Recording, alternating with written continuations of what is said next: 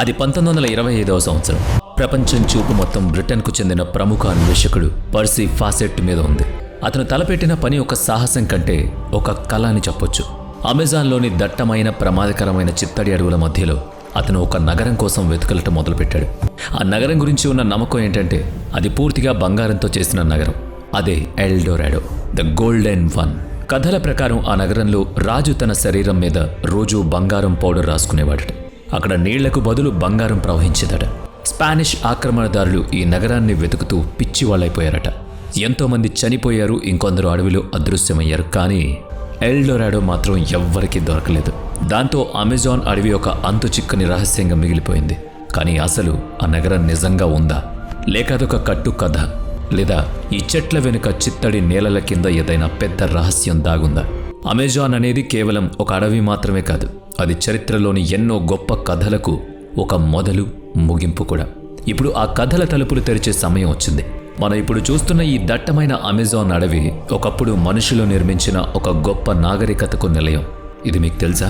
Satellite ఫోటోలు మరియు అత్యాధునిక లైడార్, వీటన్నిటి టెక్నాలజీతో చేసిన ఒక పరిశోధన ప్రకారం ఈ చెట్ల మధ్య వేల కిలోమీటర్ల పొడవైన రోడ్ల నెట్వర్క్, గుండ్రంగా కట్టిన నగరాలు, వ్యవసాయం కోసం గీసిన స్పష్టమైన గీతలు, నివాస ప్రాంతాలు ఇవన్నీ ఉన్నాయి. ఇవేదో యాదృచ్ఛికంగా ఏర్పడినవి కావు. ఇవి ఒక అభివృద్ధి చెందిన ఎంతో ఆర్గనైజ్డ్ సామాజిక సాక్ష్యాలు. బహుశా స్పానిష్ వాళ్ళు రాకముందే అంతమైపోయినా లేదా అడవిలో కలిసిపోయిన ఒక గొప్ప సమాజం ఇక్కడ ఉండుండొచ్చు.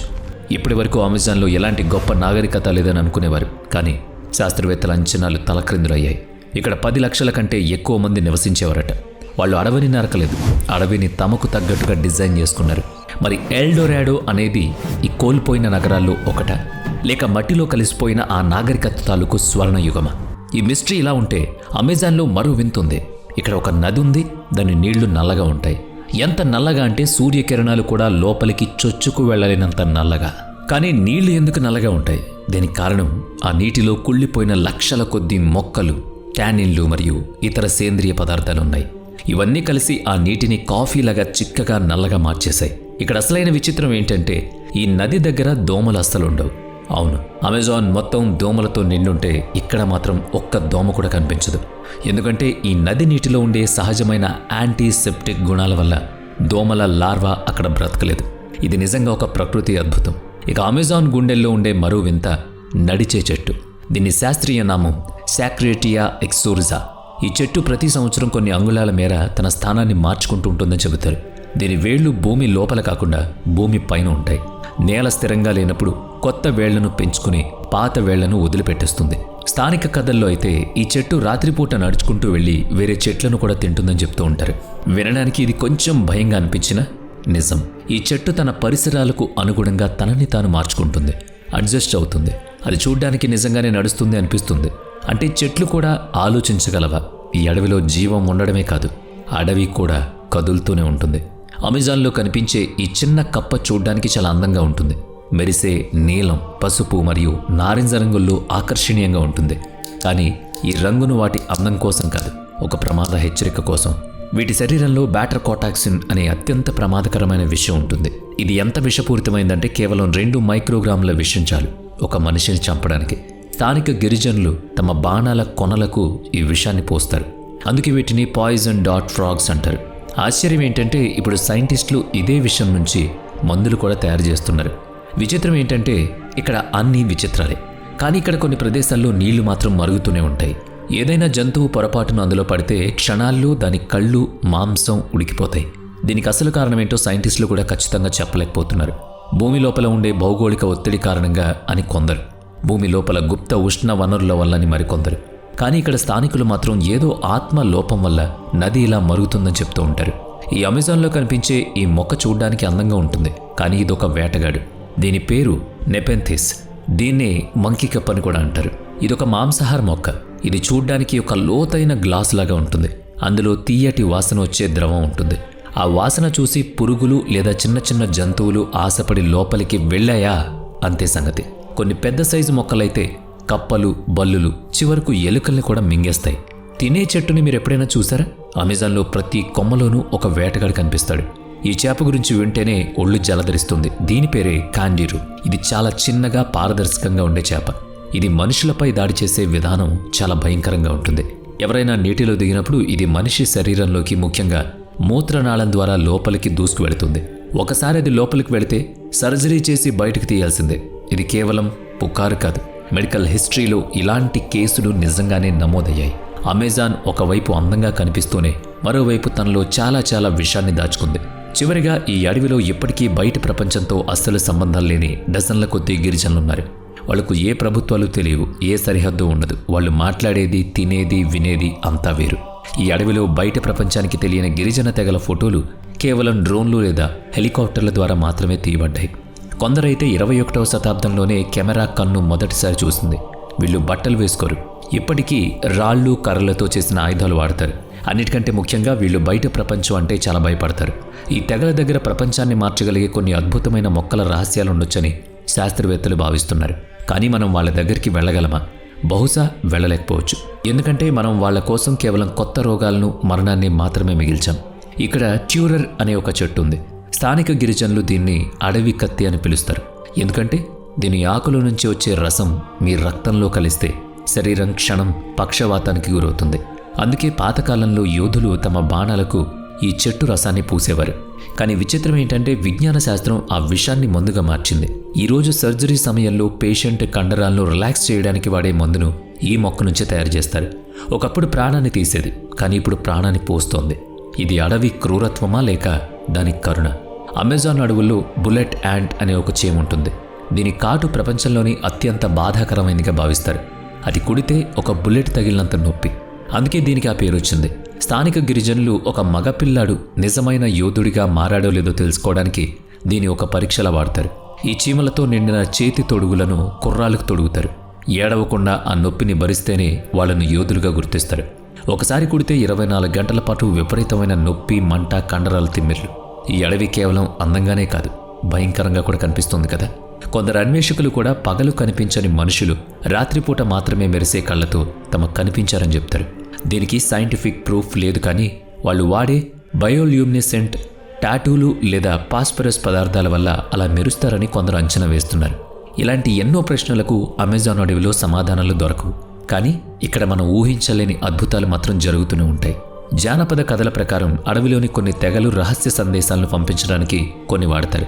ఆ విషయం బయట ప్రపంచానికి ఎప్పటికీ తెలియదు. ఈరోజు సైన్స్ కొన్ని మొక్కల సాయంతో సీక్రెట్ కోడింగ్, స్పై టెక్నాలజీ మరియు ఆర్టిఫిషియల్ ఇంటెలిజెన్స్లో కొత్త అవకాశాలను వెతుకుతోంది. అమెజాన్లోని షువార్ తెగ ఒక భయంకరమైన సాంప్రదాయానికి పెట్టింది పేరు. వింటేనే ఒళ్ళు గగురు పొడుస్తుంది. ఆ సాంప్రదాయం పేరు సాన్సా, అంటే మనిషి తలని చిన్నగా మార్చేయడం. ఇది కేవలం యుద్ధంలో గెలిచిన ట్రోఫీ మాత్రమే కాదు, ఇదొక ఆధ్యాత్మిక ఆయుధం. శత్రువు చనిపోయాక అతని మెడ నుంచి తలని వేరు చేసేవాళ్ళు. ఆ తర్వాత చాలా జాగ్రత్తగా లోపల పొర్రెను తీసేసి వేడి రాళ్ళు, ఇసుక మరియు కొన్ని ప్రత్యేకమైన ఔషధాల మొక్కల సాయంతో ఆ తలను ఒక పిడికిలంత సైజుకి కుదించేవారు. అలా చేయడం వల్ల శత్రువు ఆత్మ బందీ అయిపోతుందని, అది తమని ఇక ఎప్పటికీ ఇబ్బంది పెట్టదని షువార్ తెగ నమ్మకం. ఇది కేవలం భయపెట్టే వస్తువు కాదు, వాళ్ళు ఒక రక్షణ కవచం, ఆత్మలకు ఒక జైలు లాంటిది నిర్మించుకునే పని మాత్రమే. ఒక మనిషి చనిపోయాక కూడా మరొకరి జీవితంపై ఎలా ప్రభావం చూపిస్తాడో అమెజాన్ అడవి దాన్ని ఎలా సజీవంగా ఉంచుతుందో ఆలోచించండి. ఇక అమెజాన్లోని కొన్ని రహస్య కోణాల్లో సూర్యుడు అస్తమించగానే చీకటి దుప్పటి కప్పుకున్న అడవిలో ఒక వింత జీవి తన వెలుగులో ఆ నిశ్శబ్దాన్ని నింపుతుంది. ఇది మినుగురు పురుగు కాదు, యాంత్రం కాదు, ఒక సజీవ బల్బ్. దీని పేరు ఫైరోఫోరస్ బిటీల్. దీని శరీరంలో జరిగే ఒక ప్రక్రియ వల్ల ఇది స్వయంగా వెలుగుతూ కనిపిస్తుంది. ఈ వెలుగేదో చిన్న మెరుపు పురుగులా ఉండదు, ఎంత ప్రకాశవంతంగా ఉంటుందంటే గిరిజనులు రాత్రిపూట అడవిలో దారి చూసుకోవడానికి వీటిని వాడతారు. కొన్ని తెగల వాళ్ళైతే ఈ పురుగులను తమ టోపీలకు లేదా బట్టలకు కట్టుకుంటారు. మనం ఈ రోజుల్లో వాడే హెడ్ ల్యాంప్ లాంటిదన్నమాట. దీని వెలుగు ఆకుపచ్చ మరియు పసుపు రంగులో ఉంటుంది. మినుగురు పురుగులా ఆగి కాకుండా ఇది ఒక చిన్న బల్బ్ లాగా నిరంతరం వెలుగుతూ ఉంటుంది. ఈ వెలుగు దాని తల మీద, పొట్టకు రెండు వైపులా ఉంటుంది. అన్ని దశల్లో కాంతినిస్తుంది. ఇది శత్రువుల నుంచి తప్పించుకోవడానికో లేదా జతను వెతుక్కోవడానికో ప్రకృతి ఇచ్చిన వరమని శాస్త్రవేత్తలు చెప్తున్నారు. కానీ అడవి బిడ్డలకు మాత్రం ఇది చీకటిలో దారి చూపించే ఒక బల్బ్. వెలుగు కోసం కరెంట్ అక్కర్లేదు, ప్రకృతిపై అవగాహన ఉంటే చాలు అని ఈ చిన్న జీవి నిరూపిస్తుంది. అమెజాన్ నదిలో ఒక చేప ఉంటుంది. అది నీటిలో ఈదడం మాత్రమే కాదు, ఆ నీటినే తన ఆయుధంగా మార్చుకుంటుంది. దీని పేరే ఎలక్ట్రిక్ ఈల్. చూడ్డానికి ఇది సాధారణమైన చేపలా ఉంటుంది, కానీ దాదాపుగా 600 వోల్ట్స్ విద్యుత్ని ఉత్పత్తి చేస్తుంది. అంటే ఒక మనిషిని స్పృహ కోల్పోయేలా చేయగలదు, లేదా గుండె ఆగిపోయేలా కూడా చేస్తుంది దాని కరెంట్ షాక్తో. ఎలక్ట్రిక్ ఈల్ ప్రత్యేకమైన ఎలక్ట్రోజెనిక్ కారణాలతో నిర్మితమై ఉంది. ఇవి అన్నీ ఒక్కసారిగా యాక్టివ్ అయి హై స్పీడ్ వోల్టేజ్ వస్తుంది. ఇది తన వేటను కొరకదు, చీల్చదు, కేవలం దగ్గరికి వెళ్ళి షాక్ ఇస్తుంది. ఆ వెంటనే నీటి ద్వారా ప్రయాణించి వేటను అక్కడికక్కడే పక్షవాతానికి గురిచేస్తుంది. శాస్త్రవేత్తలు ఇప్పుడు ఈ శక్తిని ఆధారంగా చేసుకుని బయో బ్యాటరీలు, గుండె సంబంధిత మెడికల్ పరికరాలు మరియు ఎకో ఫ్రెండ్లీ విద్యుత్ తయారీపై పరిశోధనలు చేస్తున్నారు. ఈల్ అనేది ఇప్పుడు ఒక చేప మాత్రమే కాదు, ప్రకృతి శక్తికి ఒక నిదర్శనం. కానీ అడవిలో మాత్రం ఇది టెక్నాలజీ కాదు, నిశ్శబ్దంగా పారే మృత్యువు లాంటిది. ఇక అమెజాన్ అడవిలోని కొన్ని చెట్లపై ఉండే తీగలు శాస్త్రవేత్తలు కూడా ఒక మిస్టరీనే. స్థానికులు వీటిని రోప్స్ ఆఫ్ ది డెడ్ అని, అంటే చనిపోయిన వారి తాళ్ళు అని పిలుస్తారు. రాత్రిపూట గాలి ఈ తీగలకు తగిలినప్పుడు వీటి నుంచి ఒక వింతైన శబ్దం వస్తుంది. కొన్నిసార్లు అది స్త్రీ అరుపుల, మరికొన్నిసార్లు పిల్లల ఏడుపుల, కొన్నిసార్లు అడవి ఇచ్చే హెచ్చరికలా అనిపిస్తుంది. దీనిపై పరిశోధనలు చేస్తున్నప్పుడు తెలిసింది ఏంటంటే, ఈ తీగ లోపల బోలుగా ఉండే గొట్టాల వంటి నిర్మాణాలు గాలి పీడనం వల్ల వాటి నుంచి రకరకాల శబ్దాలు చేస్తాయని. ఈ తీగల నుంచి వచ్చే శబ్దం సరిగ్గా ఒక వెదురు వేణువు నుంచి వచ్చే శబ్దంలా ఉంటుంది. కానీ ఆ శబ్దంలో మాధుర్యం ఉండదు, ఒక రకమైన ఆందోళన, భయం ఉంటుంది. ఎవరో ఏడుస్తున్నట్లు లేదా భయంతో అరుస్తున్నట్టు ఉంటుంది. స్థానికుల నమ్మకం ప్రకారం అడవిలో దారి తప్పిపోయిన వాళ్ళు లేదా చనిపోయిన వాళ్ళ ఆత్మలు ఈ తీగల్లో నివసిస్తాయని అంటూ ఉంటారు. ఇక విషాన్ని చెందే కప్పల గురించి మీరు వినే ఉంటారు కదా. కానీ అమెజాన్లో ఒక కప్పు ఉంది, దాన్ని ముట్టుకుంటే చాలు ప్రాణం పోతుంది. దీని పేరు గోల్డెన్ పాయిజన్ ఫ్రాగ్. పేరు ఎంత అందంగా ఉందో ఈ జీవి అంత ప్రమాదకరం. కేవలం 2 అంగుళాల పొడవు ఉండి బంగారు రంగులో మెరుస్తూ చూడ్డానికి ఒక చిన్న బొమ్మలా ఉంటుంది. కానీ దీని లోపల బ్యాటటాక్సిన్ అనే ఒక భయంకరమైన విషం ఉంది. ఒక చిన్న కప్పలో ఉండే విషం కనీసం 10 మంది ఆరోగ్యవంతులైన మనుషుల్ని లేపేయగలదు. ఆ విషం రక్తంలో కలిస్తే నిమిషాల్లో కండరాలన్నీ చచ్చుబడతాయి, గుండె ఆగిపోతుంది, మరణం చాలా నిశ్శబ్దంగా సంభవిస్తుంది. ఇక్కడ ఆశ్చర్యం ఏంటంటే, ఈ కప్ప తన విషాన్ని సొంతంగా తయారు చేసుకోలేదు. అమెజాన్ అడవిలో ఇది తినే కొన్ని రకాల పురుగుల నుంచి దీన్ని సేకరించుకుంటుంది. అందుకే దీన్ని బంధించి పెంచినప్పుడు ఆ పురుగులు దొరకపోతే దీని విషం మెల్లగా తగ్గిపోతుంది. కొలంబియాలోని గిరిజనులు తమ బాణాలకు విషం పోయడానికి దీన్ని వాడతారట. ఇక కొన్ని సైంటిఫిక్ రీసెర్చ్లలో ఒక వింత విషయం బయటపడింది. అమెజాన్లో కొన్ని చెట్లు గాలికి ఊగడం మాత్రమే కాదు, అవి శబ్ద తరంగాలుగా గ్రహిస్తాయి మరియు విడుదల చేస్తాయి కూడా. అది మనుషులకు ఇప్పటి వరకు తెలియని ఒక భాష. వాతావరణంలోని తేమ, గాలి వేగం, వర్షపు చినుకుల లోతు, చివరకు పక్కన ఏదైనా జంతువు నడిచినా సరే ఆ చెట్ల ఉపరితలం లోపల మైక్రో వైబ్రేషన్స్ ఏర్పడతాయి.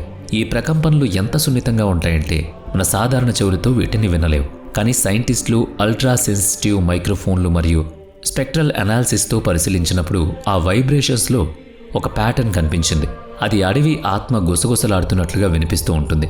ఇక ఆసక్తికరమైన విషయం ఏంటంటే, ఇక్కడ గిరిజన తెగలు ఎప్పటినుంచో ఒక మాట నమ్ముతున్నారు: మా చెట్లు మాట్లాడతాయి కానీ మీకే వినడం రాదు అని. వాళ్లకు ఈ సైంటిఫిక్ ఆవిష్కరణ కొత్తేం కాదు.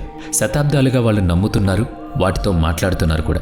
ఇక పాత గోడల శిథిలాలు, గుండ్రటి రాతి నిర్మాణాలు మరియు సాధారణ మట్టి కాకుండా ఖనిజాలతో నిండిన బంగారు రంగు మట్టి అక్కడ కనిపిస్తూ ఉంటుందంటే ఎవ్వరూ నమ్మరు. ఇవన్నీ మనుషులు చాలా కష్టంగా చేరుకోగలిగే ప్రాంతాల్లో దొరికాయి. కొంతమంది ఆర్కియాలజిస్టులు ఈ గుర్తులను చూసి ఒక అంచనాకొచ్చారు: బహుశా ఎల్డోరాడో కథ పుట్టడానికి కారణమైన ఈ ప్రాచీన నాగరికత అవశేషాలు ఇవే కావచ్చు. మరికొందరు దీన్ని మ్యూస్కా తెగకు చెందిన భూమి అని, వాళ్లే ఆ గోల్డెన్ మ్యాన్ ఆచారాన్ని పాటించేవారని, అదే ఎల్డోరాడో కథగా మారుంటుందని నమ్ముతారు. దీనికి ఇప్పటికీ సాక్ష్యాలు దొరకలేదు. వీడియో నచ్చితే లైక్ చేయండి, షేర్ చేయండి. ఇప్పటి వరకు మన ఛానల్ని సబ్స్క్రైబ్ చేయనట్లయితే ఇప్పుడే సబ్స్క్రైబ్ చేసుకుని పక్కనే ఉన్న బెల్ ఐకాన్పై క్లిక్ చేయండి. నెక్స్ట్ వీడియోలో మళ్ళీ కలుద్దాం. Thanks for watching.